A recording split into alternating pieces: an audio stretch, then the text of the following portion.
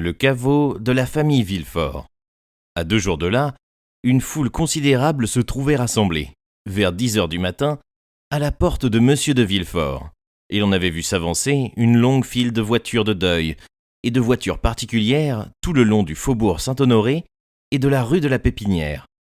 Parmi ces voitures, il y en avait une d'une forme singulière, qui paraissait avoir fait un long voyage. C'était une espèce de fourgon peint en noir, et qui, un des premiers, s'était trouvé au funèbre rendez-vous. Alors, on s'était informé, et l'on avait appris que, par une coïncidence étrange, cette voiture renfermait le corps de monsieur le marquis de Saint-Méran, et que ceux qui étaient venus pour un seul convoi suivraient 2 cadavres. Le nombre de ceux-là était grand.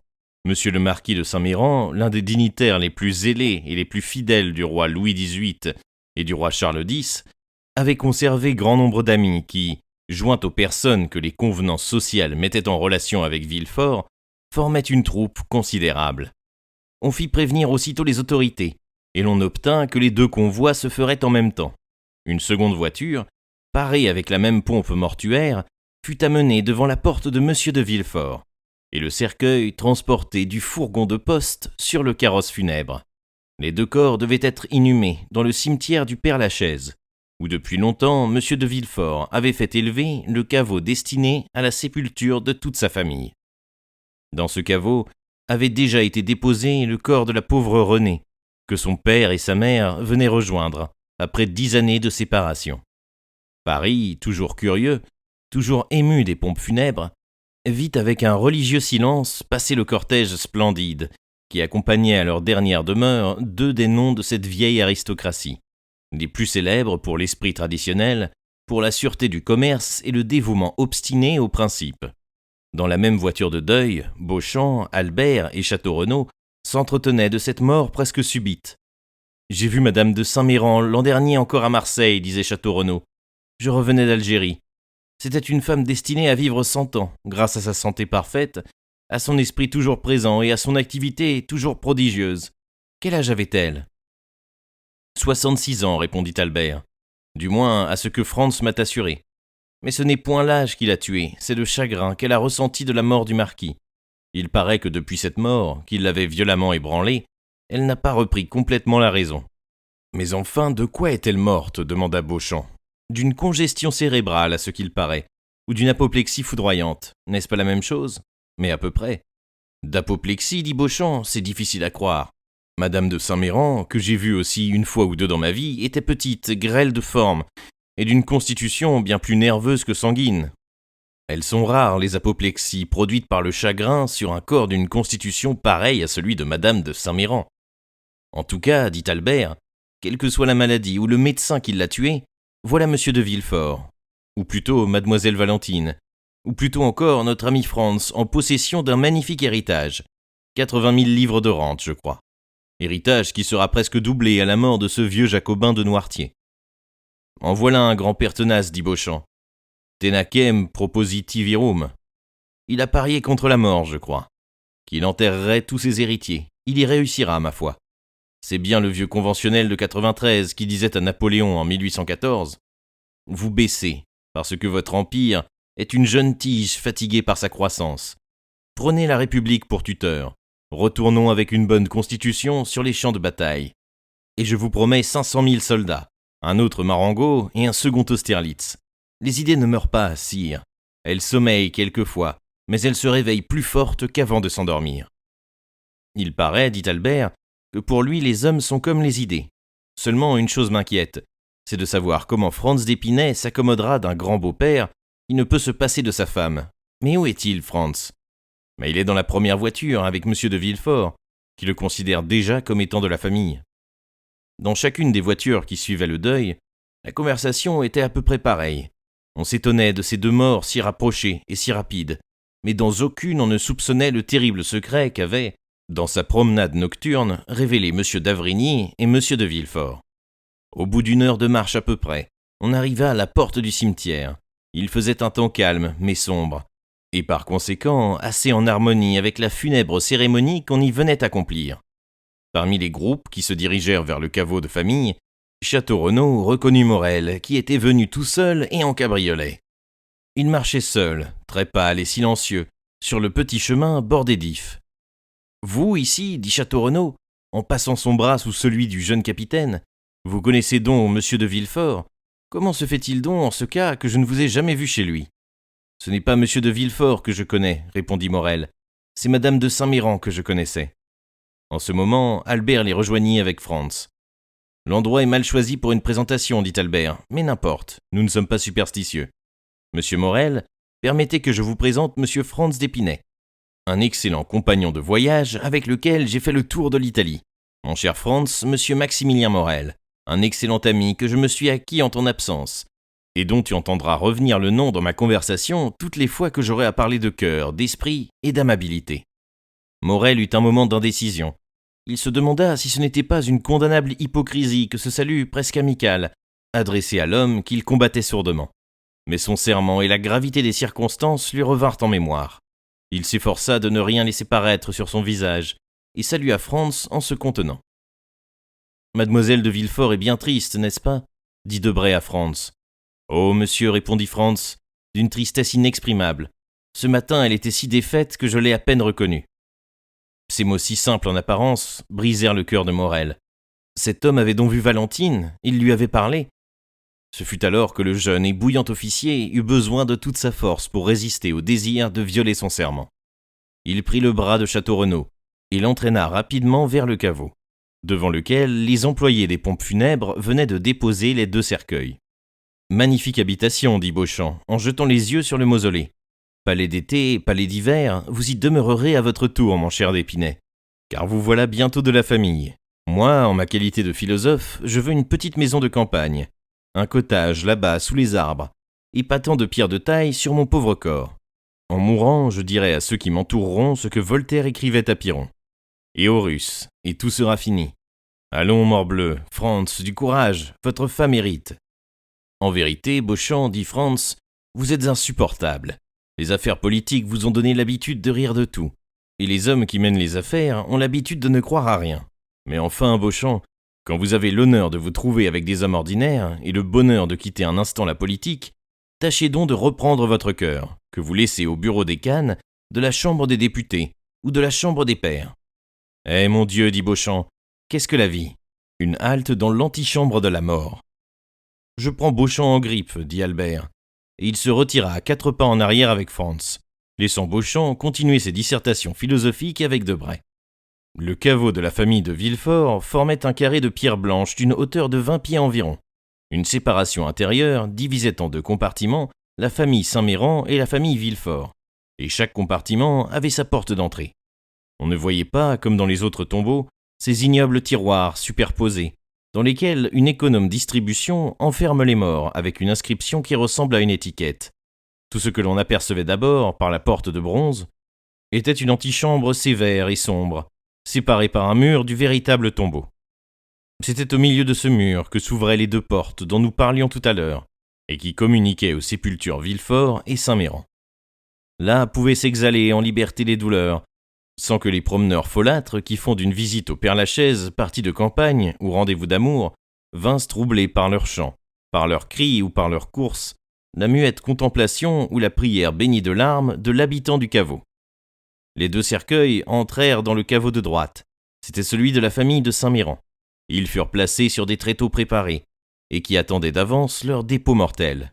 Villefort, Franz et quelques proches parents pénétrèrent seuls dans le sanctuaire. Comme les cérémonies religieuses avaient été accomplies à la porte et qu'il n'y avait pas de discours à prononcer, les assistants se séparèrent aussitôt. Château Renaud, Albert et Morel se retirèrent de leur côté, et Debray et Beauchamp du leur. Franz resta, avec M. de Villefort, à la porte du cimetière. Morel s'arrêta sous le premier prétexte venu. Il vit sortir Franz et M. de Villefort dans une voiture de deuil, et il conclut un mauvais présage de ce tête-à-tête. Il revint donc à Paris, et quoique lui-même fût dans la même voiture que Château Renaud et Albert, il n'entendit pas un mot de ce que dirent les 2 jeunes gens. En effet, au moment où Franz allait quitter M. de Villefort, « Monsieur le baron, avait dit celui-ci, quand vous reverrai-je ?»« Quand vous voudrez, monsieur, avait répondu Franz. « Le plus tôt possible. Je suis à vos ordres, monsieur.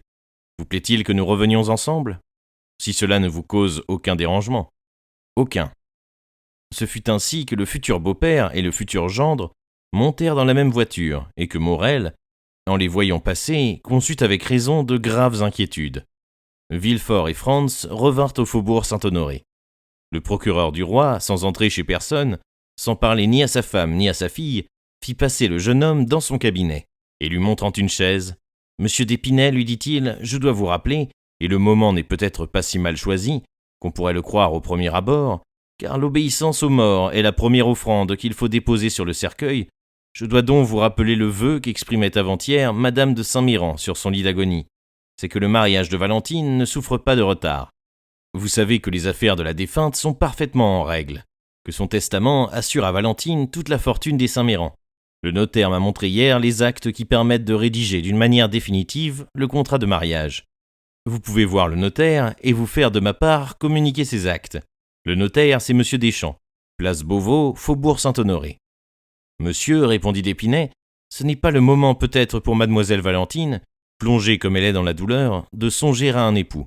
En vérité, je craindrais... Valentine, interrompit Monsieur de Villefort, n'aura pas de plus vif désir que celui de remplir les dernières intentions de sa grand-mère. Ainsi, les obstacles ne viendront pas de ce côté, je vous en réponds. En ce cas, monsieur, répondit Franz, comme ils ne viendront pas non plus du mien, vous pouvez faire à votre convenance, ma parole est engagée, et je la quitterai, non seulement avec plaisir, mais encore avec bonheur. Alors, dit de Villefort, rien ne nous arrête plus. Le contrat devait être signé il y a 3 jours, nous le trouverons tout préparé. On peut le signer aujourd'hui même. Mais le deuil, dit en hésitant Franz. Soyez tranquille, monsieur, reprit Villefort. Ce n'est point dans ma maison que les convenances sont négligées. Mademoiselle de Villefort pourra se retirer pendant les 3 mois voulus dans sa terre de Saint-Méran. Je dis sa terre, car cette propriété est à elle. Là, dans 8 jours, si vous le voulez bien, sans bruit, sans éclat, sans faste, le mariage civil sera conclu. C'était un désir de Madame de Saint-Méran que sa petite-fille se mariât dans cette terre. Le mariage conclu, monsieur, vous pourrez revenir à Paris, tandis que votre femme passera le temps de son deuil avec sa belle-mère. Comme il vous plaira, monsieur, dit Franz. Alors, reprit monsieur de Villefort, prenez la peine d'attendre une demi-heure. Valentine va descendre au salon. J'enverrai chercher monsieur Deschamps. Nous lirons et signerons le contrat séance tenante. Et, dès ce soir, madame de Villefort conduira Valentine à sa terre, où, dans 8 jours, nous irons les rejoindre. Monsieur, dit Franz, j'ai une seule demande à vous faire. Laquelle ? Je désire qu'Albert de Morcerf et Raoul de Château-Renaud soient présents à cette signature. Vous savez qu'ils sont mes témoins. Une demi-heure suffit à les prévenir. Voulez-vous les aller chercher vous-même ? Voulez-vous les envoyer chercher ? Je préfère y aller, monsieur. Je vous attendrai donc dans une demi-heure, baron. Et dans une demi-heure, Valentine sera prête. Franz salua monsieur de Villefort et sortit. À peine la porte de la rue se fut-elle refermée derrière le jeune homme, que Villefort envoya prévenir Valentine qu'elle eut à descendre au salon dans une demi-heure, parce qu'on attendait le notaire et les témoins de monsieur d'Épinay. Cette nouvelle inattendue produisit une grande sensation dans la maison. Madame de Villefort n'y voulut pas croire, et Valentine en fut écrasée comme d'un coup de foudre. Elle regarda tout autour d'elle, comme pour chercher à qui elle pouvait demander secours. Elle voulut descendre chez son grand-père, mais elle rencontra sur l'escalier monsieur de Villefort, qui la prit par le bras et l'amena dans le salon. Dans l'antichambre, Valentine rencontra Barrois, et jeta au vieux serviteur un regard désespéré. Un instant après Valentine, madame de Villefort entra au salon avec le petit Édouard. Il était visible que la jeune femme avait eu sa part des chagrins de famille. Elle était pâle et semblait horriblement fatiguée. Elle s'assit, prit Édouard sur ses genoux, et de temps en temps pressait, avec des mouvements presque convulsifs sur sa poitrine, cet enfant sur lequel semblait se concentrer sa vie tout entière. Bientôt, on entendit le bruit de 2 voitures qui entraient dans la cour. L'une était celle du notaire, l'autre celle de Franz et de ses amis. En un instant, tout le monde était réuni au salon. Valentine était si pâle que l'on voyait les veines bleues de ses tempes se dessiner autour de ses yeux et courir le long de ses joues. Franz ne pouvait se défendre d'une émotion assez vive. Château-Renaud et Albert se regardaient avec étonnement. La cérémonie qui venait de finir ne leur semblait pas plus triste que celle qui allait commencer. Madame de Villefort s'était placée dans l'ombre, derrière un rideau de velours, et comme elle était constamment penchée sur son fils, il était difficile de lire sur son visage ce qui se passait dans son cœur. Monsieur de Villefort était, comme toujours, impassible. Le notaire, après avoir, avec la méthode ordinaire aux gens de loi, rangé les papiers sur la table, avoir pris place dans son fauteuil et avoir relevé ses lunettes, se retourna vers Franz.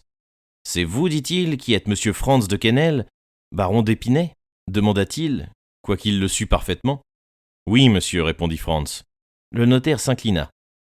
Je dois donc vous prévenir, monsieur, dit-il, et cela de la part de monsieur de Villefort, que votre mariage projeté avec mademoiselle de Villefort a changé les dispositions de monsieur Noirtier envers sa petite-fille, et qu'il aliène entièrement la fortune qu'il devait lui transmettre.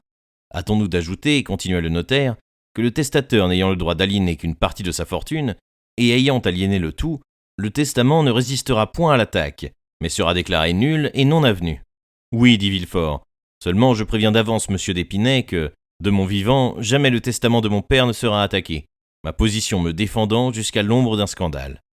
Monsieur, dit Franz, je suis fâché qu'on ait devant mademoiselle Valentine soulevé une pareille question.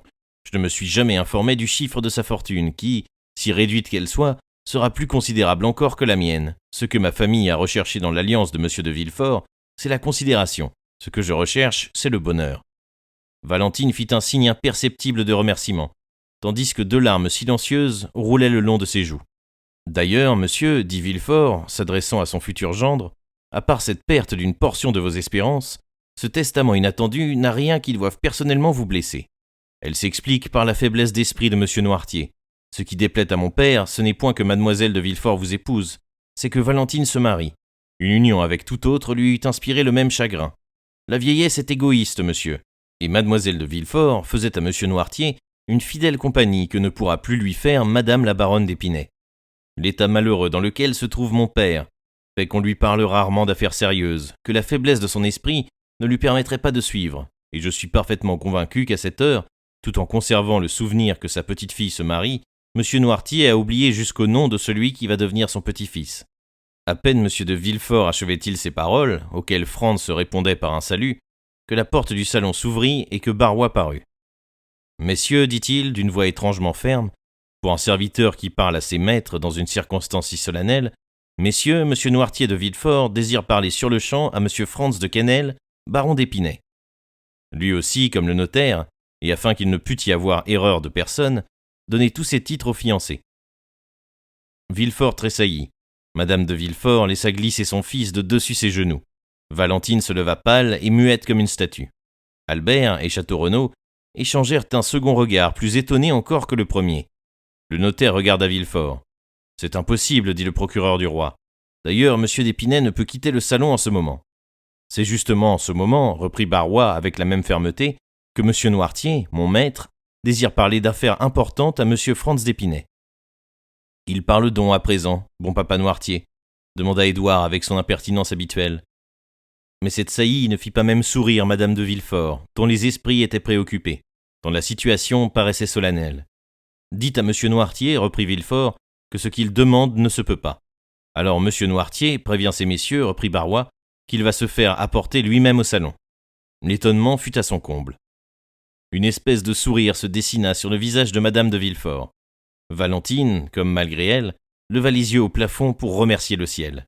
« Valentine, dit M. de Villefort, allez un peu savoir, je vous prie, ce que c'est que cette nouvelle fantaisie de votre grand-père. » Valentine fit vivement quelques pas pour sortir, mais M. de Villefort se ravisa. « Attendez, dit-il, je vous accompagne. »« Pardon, monsieur, dit Franz à son tour, il me semble que, puisque c'est moi que M. Noirtier fait demander, c'est surtout à moi de me rendre à ses désirs. D'ailleurs, je serais heureux de lui présenter mes respects, n'ayant point encore eu l'occasion de solliciter cet honneur. »« Oh mon Dieu, dit Villefort avec une inquiétude visible, ne vous dérangez donc pas. »« Excusez-moi, monsieur, dit Franz, du ton d'un homme qui a pris sa résolution.